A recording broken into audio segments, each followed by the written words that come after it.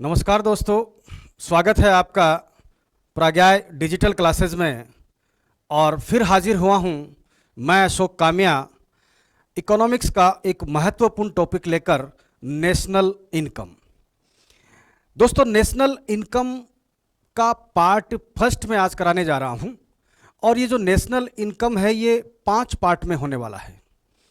कारण ये है कि नेशनल इनकम को आज तक मैंने किसी भी ऑनलाइन क्लासेस के जितने वीडियो देखे हैं वो इतने शॉर्ट तरीके से हैं कि आप सभी स्टूडेंट से मैं एक रिक्वेस्ट करना चाहूँगा कि उन चैनल का जो वीडियो है उसके माध्यम से आप अपनी एग्ज़ाम को क्रैक नहीं कर पाते। क्यों? क्योंकि नेशनल इनकम एक इतना वाइड चैप्टर है कि इससे कहीं से भी क्वेश्चन पूछा जाता है और एक भी एग्ज़ाम ऐसी नहीं है जहाँ पर क्वेश्चन आता नहीं है। आप यूपीपीसीएस ले लो, आरपीएससी ले लो, एसएससी, बैंक, रेलवे, सभी एग्ज़ाम के अंदर यहाँ से 100% क्वेश्चन आता है। और इकोनॉमिक्स सब्जेक्ट का ये जान है, ये इतनी तकड़ी जान है कि इसके बिना आप एग्ज़ाम में जाएंगे तो आपकी एग्ज़ाम क्रैक नहीं हो पाएगी इस क्वेश्चंस को लेकर के। इसलिए मैं आपसे रिक्वेस्ट कर रहा हूं कि मेरे नेशनल इनकम के ये पूरे 5 पार्ट आपको देखना है। आपको पूरी लाइफ, जब तक आप स्टूडेंट रहते हैं तब तक आपको यहां दिक्कत नहीं आने वाली है। इसलिए क्योंकि मैं यहां इस प्लेटफॉर्म पर आपको जो भी टॉपिक दूंगा वो कंप्लीट देने जा रहा हूं, ताकि आप किसी भी एग्जाम की तैयारी करें तो आपके लिए बेस्ट है, बार बार नहीं पढ़ना पड़े। जैसे मैंने कहा कि आपको बुक्स की जरूरत शायद ना पड़े, तो इसलिए मैं बिल्कुल जीरो से लेकर के बिल्कुल जीरो परिभाषा से स्टार्ट करके, देखिए आप पूरा वीडियो देखिए।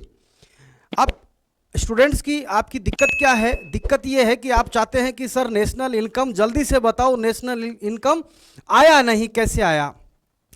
तो दोस्तों, मैं नेशनल इनकम पहली ही बार में ऐसे नहीं बता सकता आपको।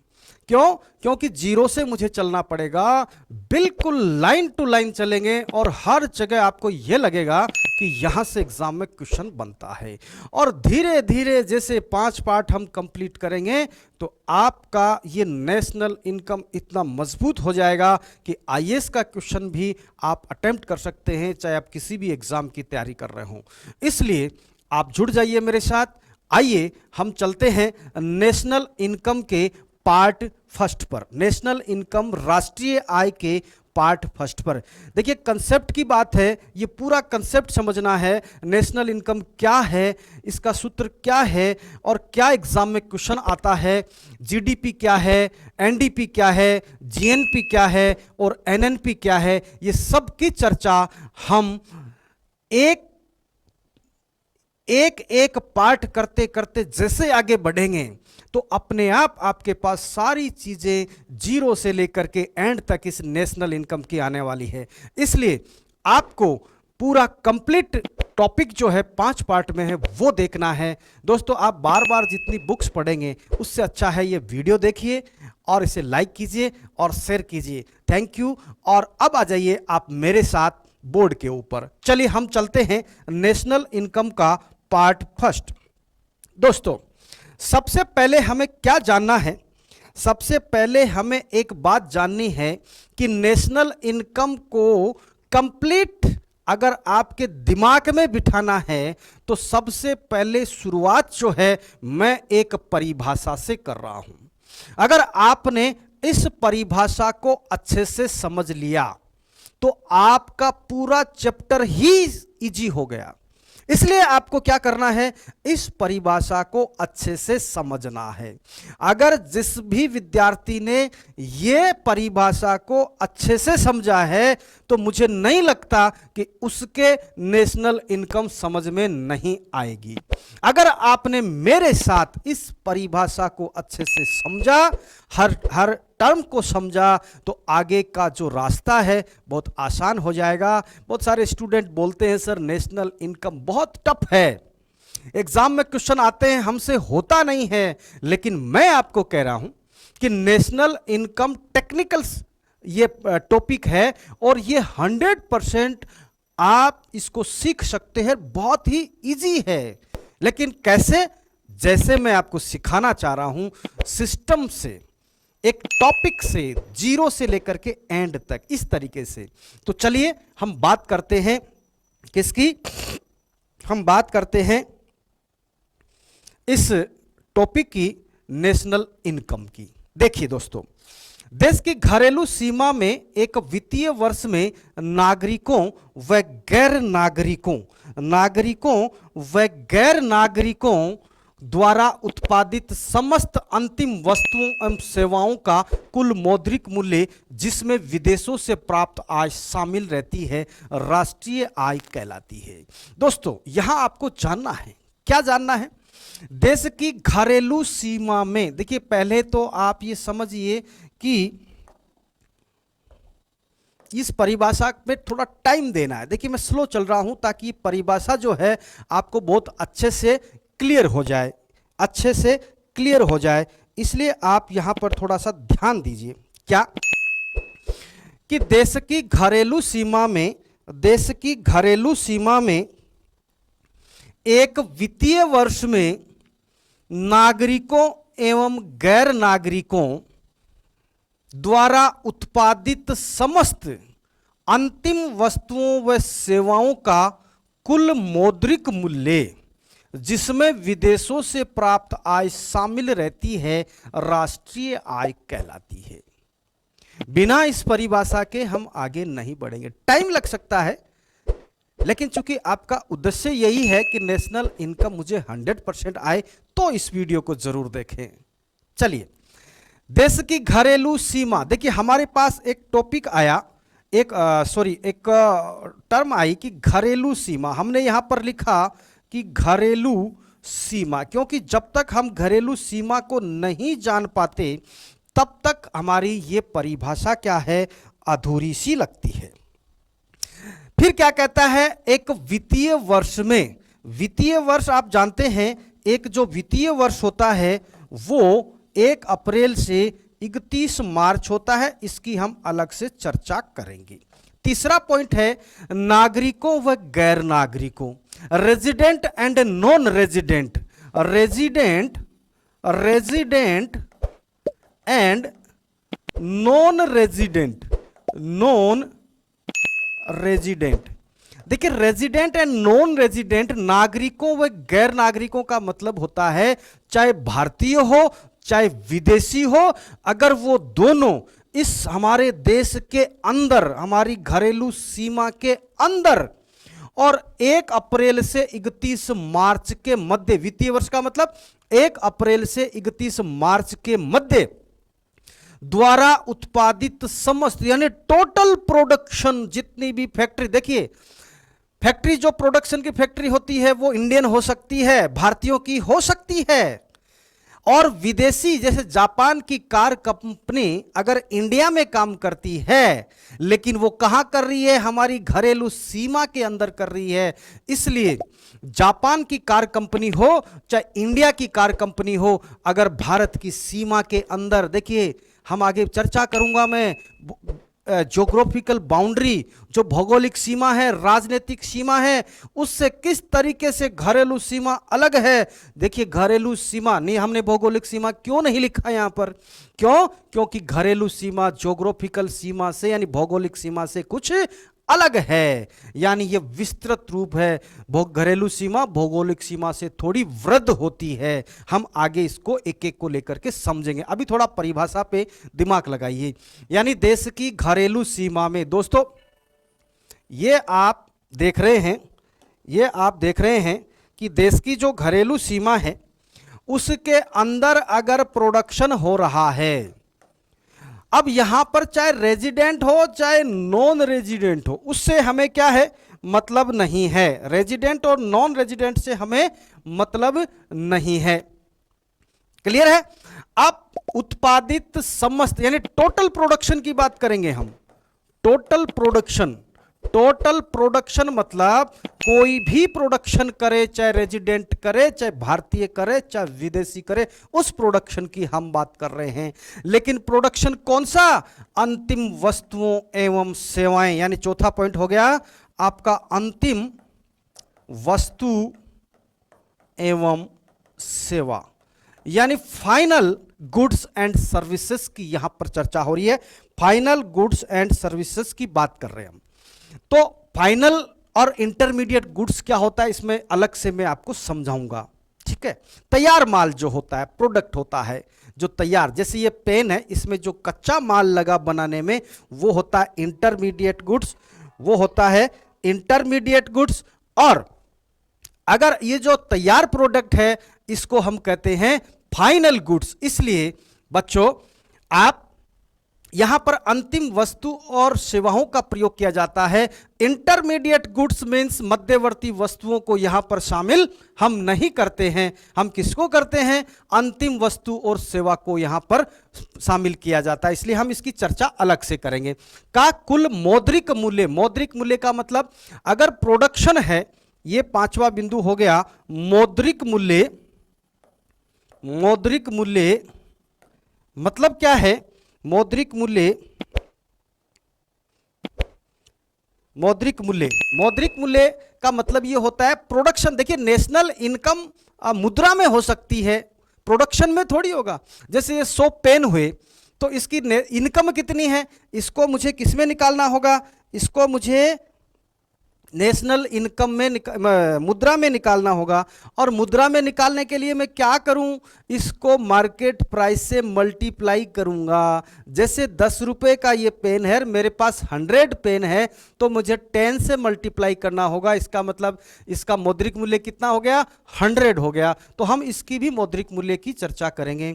तो यही जीडीपी होता है। मौद्रिक मूल्य की हम बात करेंगे तो यही क्या होता है? जीडीपी होता है। यानी इस देश की घरेलू सीमा में रेजिडेंट एंड नॉन रेजिडेंट द्वारा जितना भी, रेजिडेंट एंड नॉन रेजिडेंट द्वारा जितना भी प्रोडक्शन किया जाता है, उस प्रोडक्शन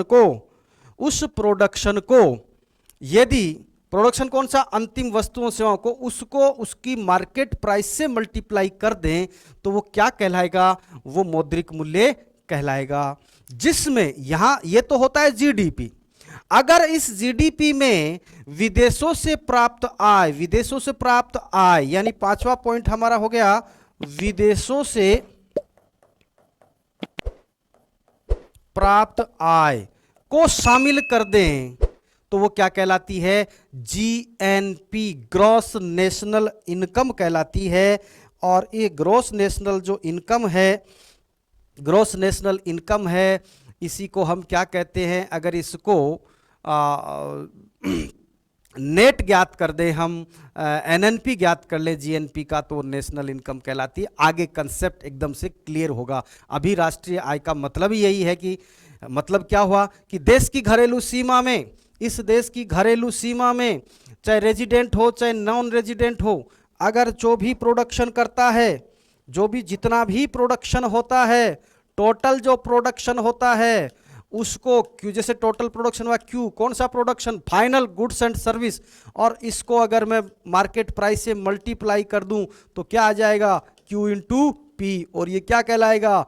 जीडीपी कहलाएगा। और इसमें मैं प्लस कर दूं NFIA, यानी विदेशों से प्राप्त आय, net factor income from abroad, तो वो कहलाएगा मेरा GNP। और इसी को हम क्या कहते हैं? नेशनल इनकम कहते हैं। बच्चों, ये जो मैंने परिभाषा बताई है, इस परिभाषा को मैं अभी आपको समझाने का प्रयास कर रहा हूं। और अभी चिंता मत कीजिए, अगर नहीं समझ में आई है तो हम एक एक चीज जो है इसकी देखने वाले हैं, एक एक चीज इसकी देखने वाले हैं। क्लियर है अभी परिभाषा की? यानी देश की घरेलू सीमा में एक लेखा वर्ष या वित्तीय वर्ष में नागरिकों व गैर नागरिकों द्वारा उत्पादित समस्त उत्पादन, जो अंतिम वस्तु एवं सेवाओं का कुल मौद्रिक मूल्य, जिसमें विदेशों से प्राप्त आय हम शामिल कर दें, तो उसको हम क्या कहते हैं? राष्ट्रीय आय कहते हैं। ये एक थोड़ा सा बेसिक परिभाषा थी। अब मैं एक एक करके चलता हूं कि घरेलू सीमा क्या होती है, वित्तीय वर्ष क्या होता है, नागरिक एंड गैर नागरिक आप समझ गए, रेजिडेंट एंड नॉन रेजिडेंट। विदेशी अगर कोई कंपनी यहाँ प्रोडक्शन कर रही है तो वो गैर नागरिक, भारतीय कर रहा है तो वो नागरिक कहलाएगा। और अंतिम वस्तु और सेवाएं क्या होती है, मौद्रिक मूल्य क्या होता है, इन सब की चर्चा हम 1 बाय 1 करने वाले हैं। चलिए आगे बढ़ते और समझ में आएगा आपके। मेन देखिए परिभाषा है बच्चों, अगर ये परिभाषा आपने अच्छे से कर ली तो मुझे नहीं लगता कि आपको नेशनल इनकम समझ में नहीं आएगा। चलिए आगे देखते हैं कि नेशनल इनकम जो है ये क्या कह रहा है, घरेलू सीमा, आर्थिक सीमा, डोमेस्टिक बाउंड्री। मैं आपसे कह रहा हूं कि ये भौगोलिक सीमा से किस प्रकार भिन्न है, भौगोलिक सीमा से जो है किस प्रकार ये भिन्न है, ये आपको जानना है। देखिए पहली बात, घरेलू सीमा में क्या शामिल होता है, घरेलू सीमा में भौगोलिक सीमा यानी देश की भौगोलिक सीमा और ये किस लिए, समुद्री सीमा सहित।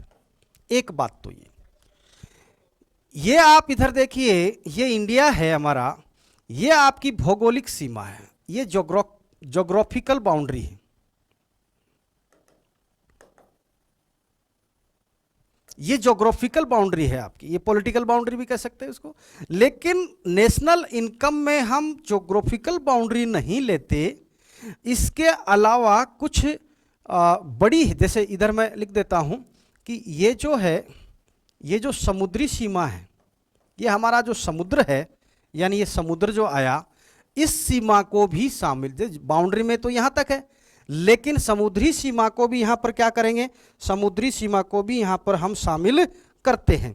तो समुद्री सीमा क्या होती है, देखिए ये होती है 12 किलोमीटर, ये सॉरी नॉटिकल मील।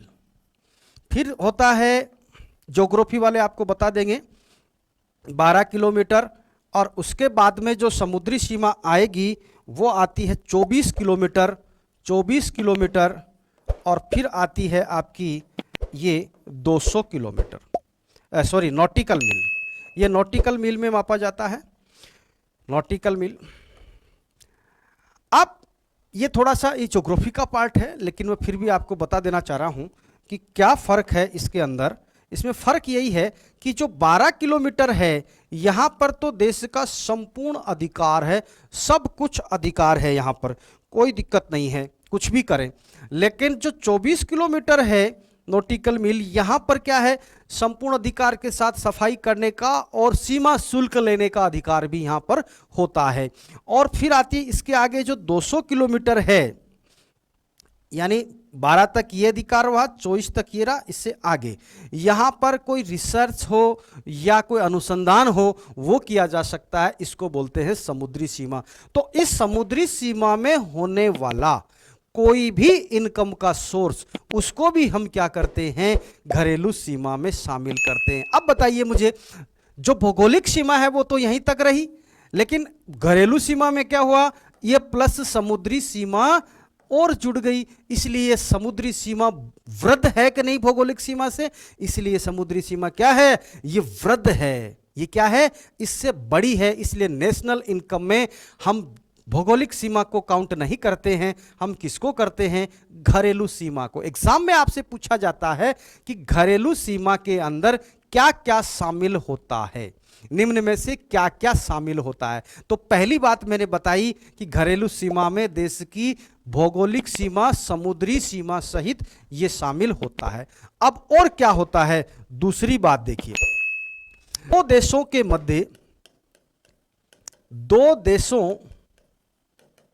के मध्य कोई जलयान या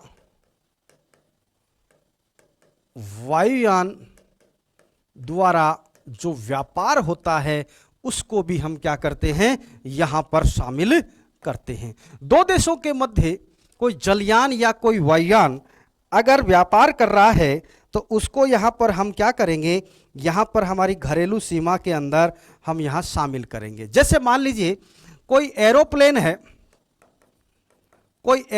है और ये उड़ा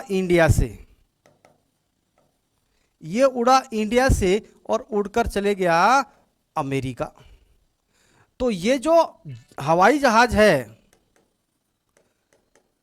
ये जो हवाई जहाज है ये इंडिया से उड़ करके कहाँ गया बच्चों? ये इंडिया से उड़ करके चला गया कहाँ पर? ये चला गया अमेरिका। अब मुझे बताओ, हमारी घरेलू सीमा तो ये छोड़ गया, अगर भौगोलिक सीमा तो छोड़ के चला गया, लेकिन ये क्या होता है? हमारी घरेलू सीमा का पार्ट होता है। क्यों? कि इससे होने वाली आमदनी, क्योंकि ये यहाँ से उड़ करके यहाँ गया तो इनकम किसको हुई? हमारी घरेलू सीमा से, हमारी भौगोलिक सीमा से उड़ा है ये, इसलिए इसकी आमदनी किसको होगी? हमको होगी। अगर मान लीजिए अमेरिका से उड़ा, अगर कोई वायुयान अमेरिका से उड़ा और अमेरिका से उड़ करके इंडिया आया, तो देखिए ये जो वायुयान की जो कमाई है, जो इनकम है, वो कहाँ शामिल होगी? वो अमेरिका में शामिल होगी। इसका मतलब अमेरिका से उड़ा तो ये वायुयान जो है ये अमेरिका की घरेलू सीमा का पार्ट है, इंडिया से उड़ा तो ये इंडिया की घरेलू सीमा का पार्ट है। बात मेरी समझ में आ रही है आपके? आप अच्छे से इस कंसेप्ट को समझिए, एक एक बात को समझिए और पूरी नेशनल इनकम मेरे साथ समझिए। मेरी गारंटी है इस किसी भी ऑनलाइन क्लास के अंदर इस तरीके से पॉइंट टू पॉइंट आपको नहीं सिखाएगा। मैं आपसे वादा करता हूं, आप मेरे साथ सीखने के बाद में आप किसी भी एग्जाम का कोई भी क्वेश्चन जो है अच्छे से कर पाएंगे। चलिए, दूसरी बात हमने कहा, पहली बात कही कि भौगोलिक सीमा, समुद्री सीमा सहित वो घरेलू। देखिए दोस्तों, मैं थोड़ा धीरे चल रहा हूं, नेशनल इनकम टॉपिक ही ऐसा है, अगर मैं भगूंगा करूंगा तो आपके समझ में नहीं आएगा, इसलिए अच्छे से समझिए। आपको कुछ जितना मैं समझा रहा हूं वो समझते जाइए। यानी दो देशों के मध्य कोई भी वायुयान या जलयान के द्वारा, चाहे जल के माध्यम से जहाज जाए, वो भी इंडिया से जाए तो इंडिया की घरेलू सीमा, अमेरिका से आए तो अमेरिका की घरेलू। क्लियर? तीसरा पॉइंट देखिए, यहां पर तीसरा क्या है? तीसरा जो बिंदु है वो है विदेशों में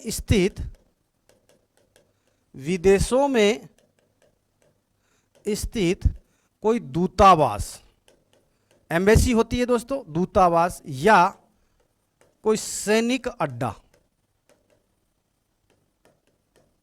एटसेट्रा, इस तरह की कोई चीज हो। यानी विदेश में स्थित, अगर जैसे हमारे इंडियन एम्बेसी है, इटली में है, जापान में है, ऐसे ही जापान की हमारे इंडिया में है, दिल्ली में आप जाएंगे तो बहुत सारे सभी देशों की एम्बेसी है। सेम ऐसे ही जो है हमारी एम्बेसी भी जो होती है वो सब जगह होती है। तो ये जो एम्बेसी है विदेशों में स्थित है, वो उससे संबंधित जो भी हमारा प्लस माइनस इनकम का जो सोर्स होता है वो कहाँ शामिल होगा? हमारी घरेलू सीमा के अंदर आएगा। और सैनिक अड्डा है वो भी हमारी जो है घरेलू सीमा का पार्ट बनता है। तो दोस्तों हमने पहला पॉइंट क्या देखा? घरेलू सीमा। इस घरेलू सीमा के अंदर ये कोई भी एम्बेसी, जैसे जापान जो एम्बेसी है वो इंडिया में है, और इंडिया की जो एम्बेसी है वो कहाँ है? जापान में है। तो आप ये देख सकते हैं कि ये जापान की एम्बेसी यानी विदेश में स्थित इंडिया है, तो ये एम्बेसी किसकी घरेलू सीमा में होगा? जापान की घरेलू सीमा। और अगर इंडिया की एम्बेसी जापान में है तो ये किसका होगा? इंडिया की घरेलू सीमा में। इसलिए ये जो कोई दूतावास भी हो सकता है, या आप इसको हम कोई वायुयान भी सैनिक अड्डा भी कह सकते हैं, या कोई जो सहायता एजेंसी वगैरह होती है, वो सब हमारे घरेलू सीमा का पार्ट होता है। देखिए हमने एक शब्द यूज किया, देश की घरेलू सीमा में। अब घरेलू सीमा हमें समझ में आ गई, यानी इन सबको भी हम काउंट करेंगे। ठीक, क्लियर है? अब आगे चलते हैं। तीसरा पॉइंट था हमारा, देश की घरेलू सीमा में एक वित्तीय वर्ष में। देखिए वित्तीय वर्ष क्या होता है? वित्तीय वर्ष होता है 1 अप्रैल से 31 मार्च। 1 अप्रैल से 31 मार्च के मध्य जो भी टोटल प्रोडक्शन होगा,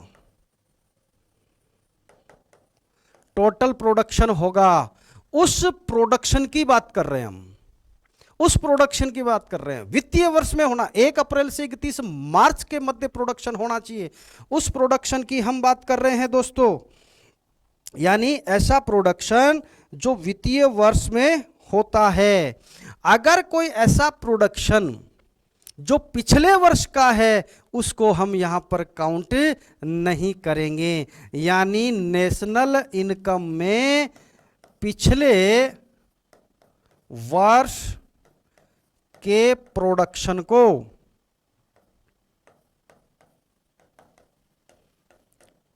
शामिल नहीं करेंगे, क्योंकि हर बार वित्तीय वर्ष का मतलब ये हुआ कि हर बार, क्योंकि ये क्या है, इसका ओल्ड प्रोडक्शन हो गया, ये क्या हो गया, ओल्ड हो गया। हमें क्या चाहिए, न्यू चाहिए, न्यू प्रोडक्शन चाहिए। और न्यू प्रोडक्शन कौन सा, 1 अप्रैल से 31 मार्च के मध्य, 1 अप्रैल से 31 मार्च के मध्य। यानी जैसे मान लीजिए अगर 2020-21 की नेशनल इनकम हमें ज्ञात करनी है तो हम 1 अप्रैल 2020 से 31 मार्च 2021 के मध्य जो प्रोडक्शन हुआ है उसी प्रोडक्शन को हम शामिल करेंगे। इसका मतलब क्या हुआ कि नेशनल इनकम में पुरानी वस्तुओं को शामिल नहीं किया जाता है। क्यों, क्योंकि हमारा हर साल का क्या होता है, एक वित्तीय वर्ष होता है। हम उसी प्रोडक्शन को शामिल करेंगे जो 1 अप्रैल से 31 मार्च के मध्य में होगा। यह आपको ध्यान रखना। जैसे मान लीजिए एक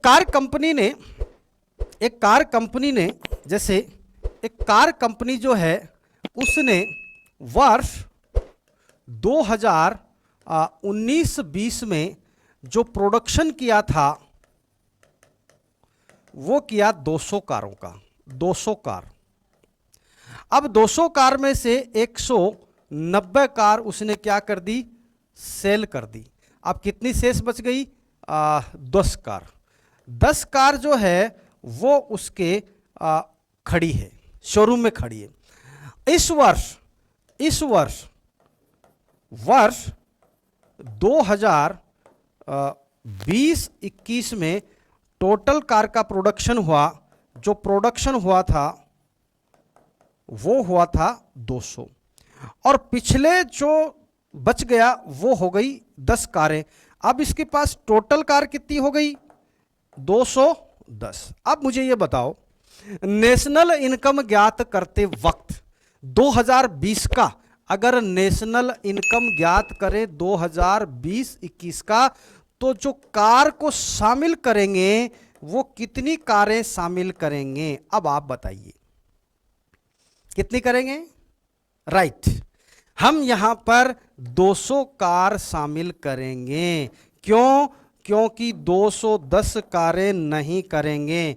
क्यों, क्योंकि 210 कार, 10 तो क्या थी, ये ओल्ड है, ये पुरानी वस्तु है, पिछले साल की है। हमें तो क्या चाहिए, 1 अप्रैल से 31 मार्च के मध्य जो टोटल प्रोडक्शन हुआ है उसी की चर्चा करनी है, और वही हमें चाहिए। इसलिए हम पुराने वस्तुओं को नेशनल इनकम में शामिल नहीं करते हैं, नई वस्तुओं को करते हैं हर बार। चलिए, क्लियर है। देश की घरेलू सीमा में हर बार, हर साल का नेशनल इनकम ज्ञात करने के लिए 1 अप्रैल से 31 मार्च एक वित्तीय वर्ष में, आगे क्या, नागरिकों व गैर नागरिकों यानी रेजिडेंट प्लस गैर नागरिकों यानी नॉन रेजिडेंट। अब प्रोडक्शन जो है कहां होना चाहिए, इंडिया की बात करें तो इंडिया की घरेलू सीमा में। कौन करे, कोई भी करे, चाहे रेजिडेंट करे चाहे नॉन रेजिडेंट करे, इस टोटल प्रोडक्शन को हम क्या करते हैं, शामिल करते हैं। यानी देश की घरेलू सीमा में एक वित्तीय वर्ष में नागरिकों व गैर नागरिकों द्वारा, आगे देखिए, आगे क्या था, अंतिम वस्तुओं, टोटल प्रोडक्शन कौन सा, अंतिम वस्तुओं एवं सेवाओं को, अंतिम वस्तु और सेवा की बात करते हैं। देखिए यहां पर एक चीज ध्यान रखनी है कि नेशनल इनकम में हम जो है फाइनल गुड्स एंड सर्विसेज को ही शामिल करते हैं, फाइनल गुड्स एंड सर्विसेज को ही शामिल करते हैं। इसमें मध्यवर्ती वस्तुओं को शामिल नहीं किया जाता है। अब पहले तो ये जानना है कि मध्यवर्ती वस्तु क्या होती है, और यानी इंटरमीडिएट, मध्यवर्ती का मतलब इंटरमीडिएट गुड्स, यानी जो गुड्स हैं वो दो प्रकार के हमारे पास, एक है इंटरमीडिएट एंड एक है फाइनल गुड्स। यानी इंटरमीडिएट एंड फाइनल गुड्स जो हैं, इनमें से किसको नेशनल इनकम में शामिल करेंगे? इनमें से हम फाइनल गुड्स एंड सर्विसेज को ही शामिल करेंगे, ना कि हम इंटरमीडिएट गुड्स को शामिल करेंगे। क्यों? क्योंकि इंटरमीडिएट, पहले हमें यह जानना है कि इंटरमीडिएट गुड्स क्या होता है एंड फाइनल गुड्स क्या होता है। तो एक एग्जाम्पल के माध्यम से मैं आपको समझाता हूं। जैसे मान लीजिए ये आटा है, ये क्या है? ये आटा है, और इस आटे की हमें बनानी है ब्रेड। इस आटे की बनानी है ब्रेड, आटे से ब्रेड बनती है। तो देखो दोस्तों, ये जो आटा हुआ, ये तो क्या हुआ? ये हुआ मध्यवर्ती वस्तु, ये हुआ मध्यवर्ती वस्तु, यानी इसको हम कह सकते हैं इंटरमीडिएट गुड्स। और ये जो बन के तैयार हो गया, इसको हम कहते हैं फाइनल गुड्स, फाइनल गुड्स। क्यों? हम मध्यवर्ती वस्तु को क्यों नहीं करते? अगर हम मध्यवर्ती वस्तुओं को करते तो दोहरी गणना हो जाएगी, डबल काउंटिंग हो जाएगी। और डबल काउंटिंग क्यों होती? डबल काउंटिंग कैसे होगी? डबल काउंटिंग ऐसे हो जाएगी कि जहां जितना इस देश के अंदर आटा जो पैदा हुआ था, आटा जो पैदा हुआ वो कितना था, और फिर हमने ब्रेड में कितना लगा वो भी काउंट कर लिया। तो इसका मतलब क्या हो गया? इसका मतलब ये हो गया कि डबल काउंट हो गया। अब देखिए, आप कहते हैं सर आटे को थोड़ी गेहूं को करेंगे, तो चलिए मैं एग्जांपल और लेता हूं। ये जो गेहूं है, गेहूं चक्की पर गया और चक्की ने क्या बनाया? आटा बनाया। अब देखो इंटरमीडिएट गुड्स कौन सा है? अब यहां जो गेहूं है, अब जो गेहूं है वो तो क्या है? इंटरमीडिएट गुड्स है, इंटरमीडिएट गुड्स है। क्यों? क्योंकि गेहूं गया कहां? चक्की पर। तो फाइनल गुड्स क्या हुआ? ये फाइनल गुड्स है, ये हुआ आटा। तो देखिए यहां पर इस स्थिति में फाइनल गुड्स आटा है, इंटरमीडिएट गुड्स गेहूं है। लेकिन यहां अगर ब्रेड बनती है तो इंटरमीडिएट गुड्स आटा है और फाइनल गुड्स ब्रेड। अब आप समझ गए होंगे दोस्तों कि final goods and intermediate goods के अंदर अंतर क्या होता है। Final goods and intermediate goods में अंतर क्या होता है? What is the difference between final goods and services and intermediate goods and services. तो हम जो नेशनल इनकम है उसमें किसको शामिल करेंगे? नेशनल इनकम में हम किसको शामिल करेंगे?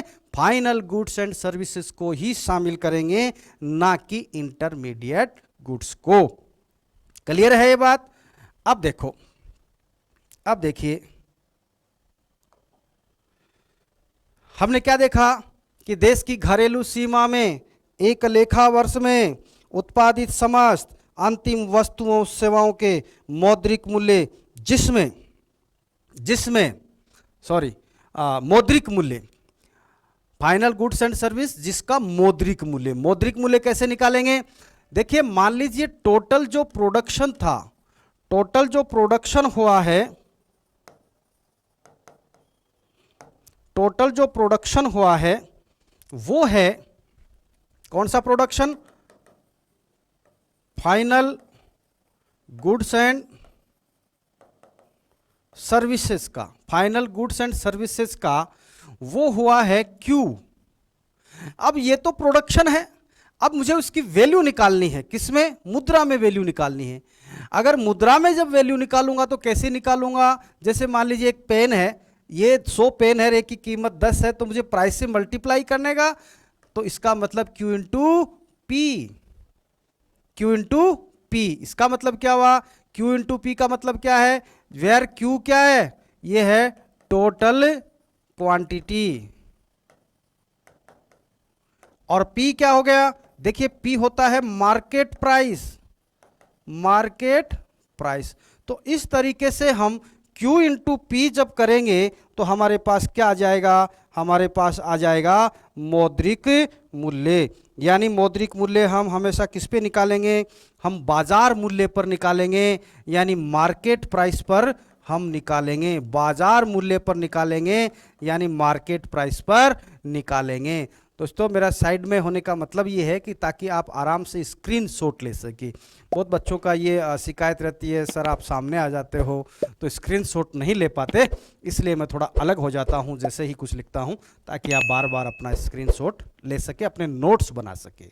ठीक है, इस बात का मैं विशेष ध्यान रखता हूं। चलिए, मौद्रिक मूल्य हमने निकाला Q इंटू पी, जहां पर Q क्या है? टोटल क्वांटिटी, और P क्या है? Market price. तो क्या आ गया? मौद्रिक मूल्य। देखिए दोस्तों, ये जो Q इंटू पी है, यानी जीडीपी क्या हुआ? Q इंटू पी ही होता है, और ये जो मौद्रिक मूल्य है यही क्या है? जीडीपी कहलाता है। यही क्या कहलाता है? जीडीपी कहलाता है। क्लियर है? जितना देश के अंदर प्रोडक्शन हुआ, चाहे रेजिडेंट ने किया चाहे नॉन रेजिडेंट ने किया, देश की घरेलू सीमा के अंदर हुआ, और एक वित्तीय वर्ष में हुआ 1 अप्रैल से 31 मार्च के मध्य, और फाइनल गुड्स एंड सर्विसेज हुए, और फाइनल एंड गुड्स सर्विसेज को क्यू जो हुआ उसको हमने मार्केट प्राइस से मल्टीप्लाई कर दिया, तो इसी को मौद्रिक मूल्य कहते हैं, और इसी को क्या कहते हैं? जीडीपी कहते हैं। जीडीपी को हम अलग से और देखेंगे, आगे समझेंगे। अभी धीरे धीरे हम टॉपिक वाइज, कंसेप्ट वाइज चल रहे हैं, तो आप मेरे साथ चलिए। नेक्स्ट देखिए, आपका आया जिसमें विदेशों से प्राप्त आय शामिल हो। विदेशों से प्राप्त आय का क्या मतलब होता है? Net factor income from abroad. Net factor income from abroad क्या होता है दोस्तों? NFIA। देखिए NFIA बराबर होता है, NFIA बराबर होता है x माइनस एम। अब मैंने x माइनस एम क्या लिखा है इसको समझिए। मैं यहां लिख देता हूं, x का मतलब होता है एक्सपोर्ट, और m का मतलब होता है इंपोर्ट। अब देखिए, एक्सपोर्ट का मतलब होता है निर्यात। निर्यात जब हम करेंगे तो हमें क्या होगा? बेनिफिट होगा। यानी अक्स का मतलब हो गया कि देशवासियों द्वारा, देशवासियों द्वारा विदेशों से, विदेशों से अर्जित की गई आय। हमारे लोगों द्वारा विदेशों में सामान भेज करके, और जो एक्सपोर्ट जो किया जाता है, उससे जो हमें अर्जित आय होती है, तो वो आय मान लीजिए कितनी भी हो सकती है, एग्जाम्पल ले लेंगे, उसको हम कहते हैं अक्स, हमने डिनोट किया। और वाई, क्योंकि विदेशों से प्राप्त आय कैसे पता चलेगा? हमने कमाया 100 रुपया, विदेशों ने कमाया 200 रुपया, तो वो हमसे कितना ले गए? ज़्यादा ले गए। हमने क्या किया? माइनस में 100 रुपये कमाए, है ना? तो वाई बराबर एम बराबर, सॉरी,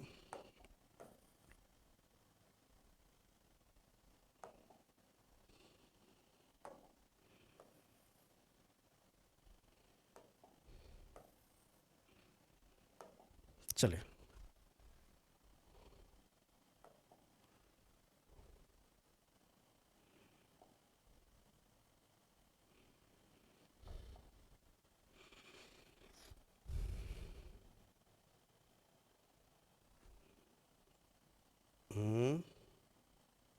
चलिए, y बराबर, ये क्या हो रहा है भाई,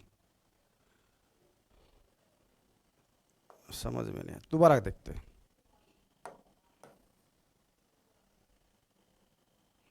पूरे को मिटाता हूं।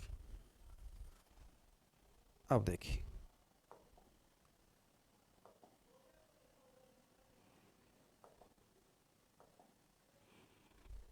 सॉरी,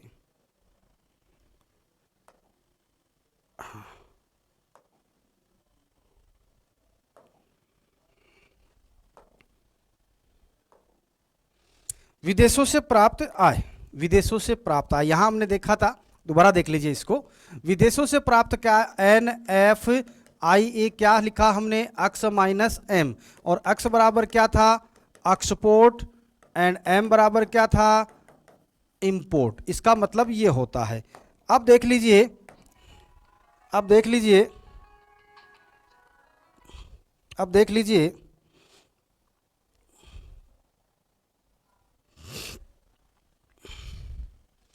कि वेयर अक्स, अक्स क्या हो गया, अक्स हो गया देशवासियों द्वारा, देशवासियों द्वारा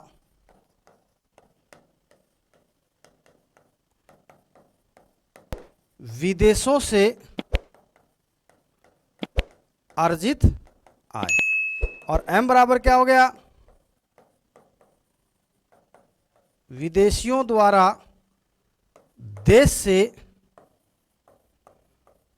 अर्जित आय। अब आप समझ पा रहे होंगे कि जो अक्स और एम का जो डिफरेंस है, यानी अक्स और एम का जो डिफरेंस है, उसका मतलब क्या हुआ, उसका मतलब ये हुआ कि NFIA एक्स माइनस देशवासियों द्वारा विदेशों से अर्जित आय, मान लीजिए हमने कमाया कितना, हमने कमाया 200 करोड़, यानी अक्स कितना हो गया 200 करोड़, और विदेशियों द्वारा देश से अर्जित आय इंपोर्ट किया उन्होंने, हमने इंपोर्ट किया तो पैसे उनको मिले, और एम कितना हो गया, मान लीजिए 100 करोड़।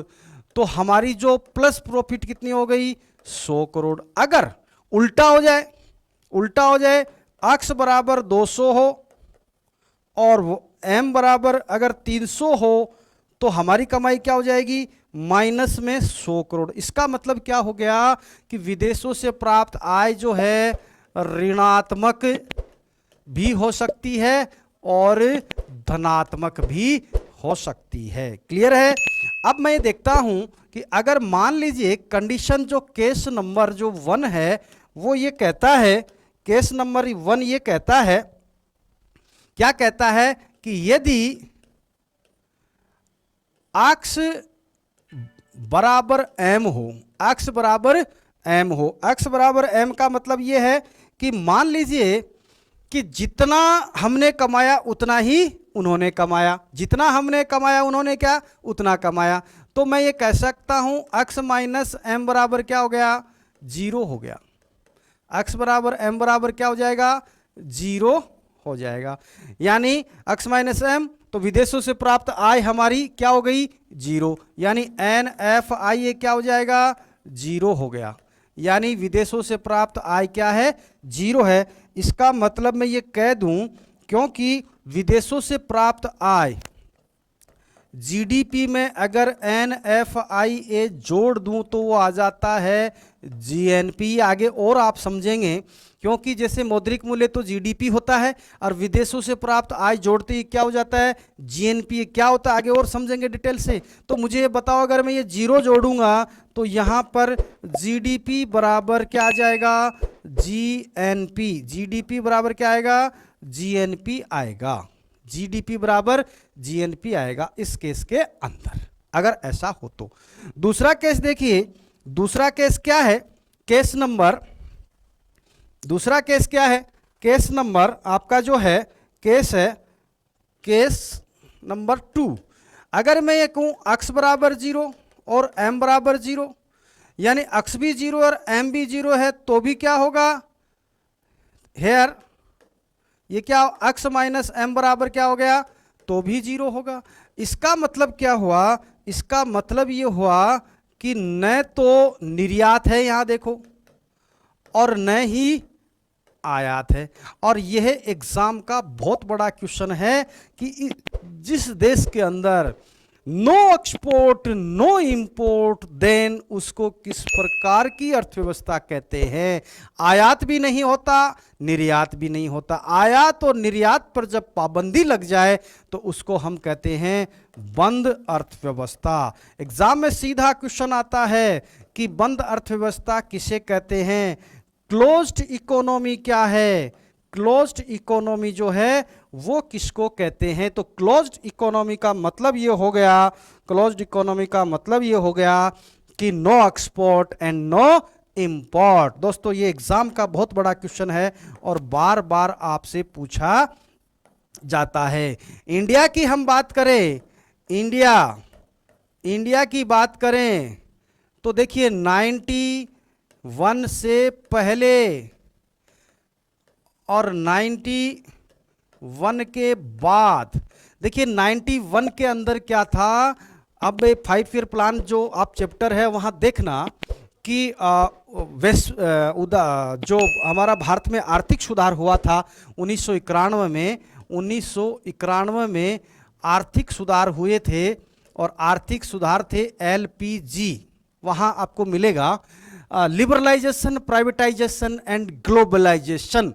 ग्लोबलाइजेशन का मतलब होता है कि देश की अर्थव्यवस्था को अन्य देशों की अर्थव्यवस्था के साथ क्या कर देना, जोड़ देना। इसी को हम क्या कहते हैं, ग्लोबलाइजेशन कहते हैं। तो यहां पर देखिए 91 से पहले जो हमारी अर्थव्यवस्था थी वो बंद अर्थव्यवस्था थी, यानी आयात और निर्यात न के बराबर था। सरकार की अनुमति के बिना कोई आयात या निर्यात नहीं कर सकता था।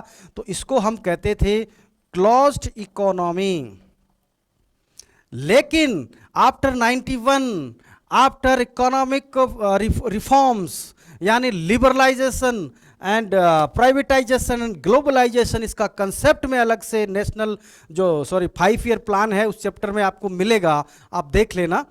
और इसके अंदर हमने क्या किया, हमारे जो बंद दरवाजे थे आयात निर्यात के, उसको हमने क्या किया, उसको ओपन कर दिया, खोल दिया। इसलिए हमारी अर्थव्यवस्था अब क्या हो गई, ये हो गई ओपन इकोनॉमी, यानी खुली अर्थव्यवस्था। इसलिए ये बहुत इंपॉर्टेंट है कि इसका मतलब क्या है, बंद अर्थव्यवस्था का मतलब क्या होता है एंड खुली अर्थव्यवस्था का मतलब क्या होता है। तो अगर x माइनस एम बराबर 0 यानी x बराबर 0 हो, m बराबर 0 हो, तो ये क्लोज्ड इकोनॉमी कहलाती है। अभी दोस्तों हमने क्या देखा, हमने देखा पहली बात देखी देश की घरेलू सीमा में, और घरेलू सीमा के बारे में हमने समझा। फिर देखा कि देश की घरेलू सीमा में एक वित्तीय वर्ष में, ये वित्तीय वर्ष भी हम समझ गए। फिर हमने देखा कि घरेलू सीमा में, देश की घरेलू सीमा में एक वित्तीय वर्ष में नागरिकों, रेजिडेंट एंड नॉन रेजिडेंट द्वारा क्या करें, टोटल प्रोडक्शन। और प्रोडक्शन कैसा हो, प्रोडक्शन होना चाहिए final goods and services, final goods and services का मौद्रिक मूल्य यानी Q इंटू P, इसको हम कहते हैं मौद्रिक मूल्य। जो ये आया इसको हमने क्या कहा, GDP, ग्रॉस डोमेस्टिक प्रोडक्ट, इसको हमने ये कहा। और देखो ये जो था मौद्रिक मूल्य, इसमें विदेशों से प्राप्त प्लस हमने किया NFIA, net factor income from abroad, x minus M. अगर ऐसा हुआ तो ये हमारे पास क्या आ गया, GNP बन गया। ये हमारा क्या बन गया, GNP बन गया। इसलिए दोस्तों ये जो परिभाषा है इसको आपको अच्छे से समझना है, और यही एग्ज़ाम के लिए यानी आपको समझने के लिए, नेशनल इनकम ज्ञात करने के लिए बहुत ही महत्वपूर्ण बात बनती है। परिभाषा को समझने का मतलब आपकी नेशनल इनकम आगे का आसान। अब आपसे कोई ये पूछे कि नेशनल इनकम क्या है, देखिए कंसेप्ट बना किस देश के अंदर 1 अप्रैल से 31 मार्च के मध्य रेजिडेंट हो चाहे नॉन रेजिडेंट हो, कोई भी प्रोडक्शन करे, प्रोडक्शन कैसा करे, फाइनल एंड गुड्स सर्विसेज हो, फाइनल गुड्स एंड सर्विसेज होना चाहिए, अंतिम वस्तु और सेवा को शामिल करते, मध्यवर्ती सेवा को शामिल नहीं करते। जो टोटल क्यू हुआ उसको हमने मार्केट प्राइस से मल्टीप्लाई कर दिया, और इसके अंदर विदेशों से प्राप्त जो हमने कमाई बाहर से उसको हमने जोड़ दिया, तो हमारे पास क्या आ गया, हमारे पास आ गया नेशनल इनकम। इसी को हम नेशनल इनकम कहते हैं।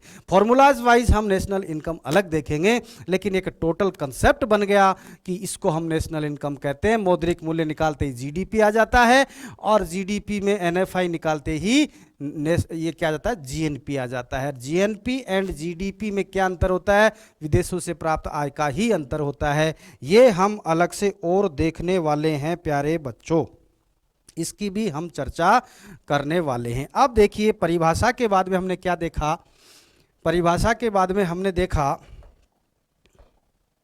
कि देखो राष्ट्रीय आय, ये कुछ नोट के अंदर मैंने डाला है कि राष्ट्रीय आय, यहाँ इसको और देख लीजिए कि राष्ट्रीय आय को उत्पादन में नहीं मापा जाता है। बिल्कुल, किसमें मापा जाएगा, मुद्रा में। इसलिए हमने Q को क्या किया, मल्टीप्लाई किया P से, पहली बात। दूसरी बात, राष्ट्रीय आय में पुरानी वस्तु यानी ओल्ड जो चीजें हैं उसको शामिल नहीं करते। किसको किया जाता है, 1 अप्रैल से 31 मार्च के मध्य होगी, जो नई होगी, न्यू होगी, उसी को हम शामिल करते हैं, उसी को हम क्या करते हैं, शामिल करते हैं। अतः राष्ट्रीय आय जो है, नेशनल इनकम एक प्रवाह है, फ्लो है, न कि ये क्या है, स्टॉक। इसको हम स्टॉक नहीं कह सकते, इसको हम क्या कह सकते हैं, इसको हम फ्लो कह सकते हैं। इसलिए कुछ ये एग्जाम में आए हुए क्वेश्चन है जो मैंने यहाँ पर शामिल किए हैं। अब देखिए चलते हैं आगे।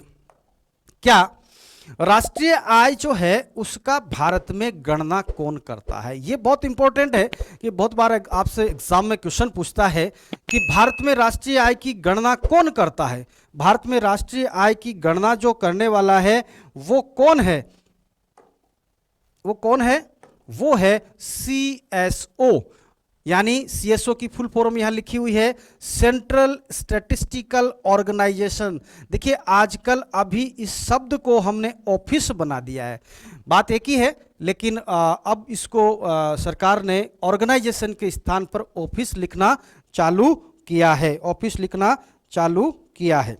तो कहने का मतलब केंद्रीय सांख्यिकी जो संगठन है वो CSO की स्थापना 1900 कब हुई, 1951 में हुई थी, और CSO का मुख्यालय जो है दिल्ली है। इतनी जानकारी बहुत है।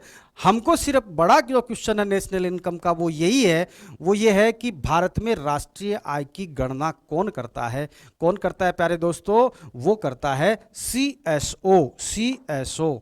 अब देखिए ये राष्ट्रीय आय की जो गणना है वो 3 प्रकार से की जाती है। राष्ट्रीय आय की जो गणना है वो 3 प्रकार से की जाती है, और 3 प्रकार क्या है। पहला, देखिए राष्ट्रीय आय को हम मार्केट प्राइस पर ज्ञात करते हैं, यानी Q इंटू P ज्ञात करते हैं, ये मार्केट प्राइस होती है। इस मार्केट प्राइस को हम करंट प्राइस भी कहते हैं, हिंदी में इसको प्रचलित मूल्य कहें, बाजार मूल्य कहें, एंड चालू मूल्य कहें। दूसरा जो नेशनल इनकम है, जो राष्ट्रीय आय है, वो स्थिर मूल्यों पर ज्ञात की जाती है, स्थिर मूल्यों पर, यानी इसको हम बेस ईयर भी कहते हैं और आधार वर्ष भी कहते हैं। वर्तमान में जो बेस ईयर है 2017-18 है, 2017-18 बेस ईयर है।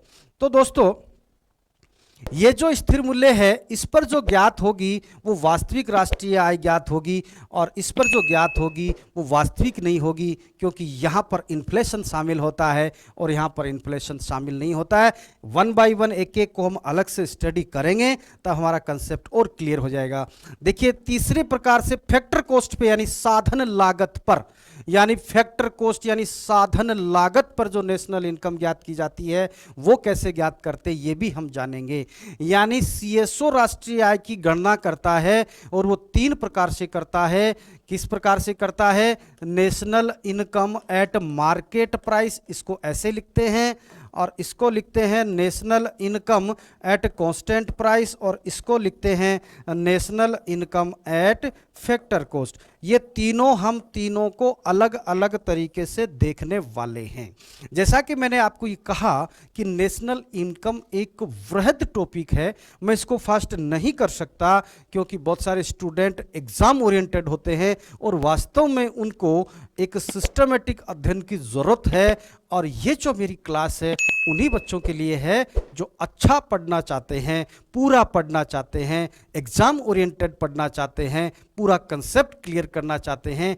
इसलिए मैं जल्दबाजी नहीं कर रहा हूँ, इसको 5 पार्ट में कराने वाला हूँ और बहुत अच्छे से कराने वाला हूँ। ये था इस टॉपिक का पहला पार्ट और मैं नेक्स्ट यहीं से कनेक्ट करूँगा आपको पार्ट 2। तो प्लीज़ आप यहाँ तक देखने के बाद में अपना पार्ट 2 देखिए, 3 देखिए, 4 देखिए एंड 5 देखिए, लास्ट में क्वेश्चन सेट लगाइए, तब आपका नेशनल इनकम बिल्कुल कंप्लीट हो जाएगा और आप जो हैं अपना पूरा एग्ज़ाम में अच्छे से दे सकते हैं। चलिए फिर मिलते हैं हम पार्ट 2 के अंदर, तब तक के लिए बहुत बहुत धन्यवाद। Thank you.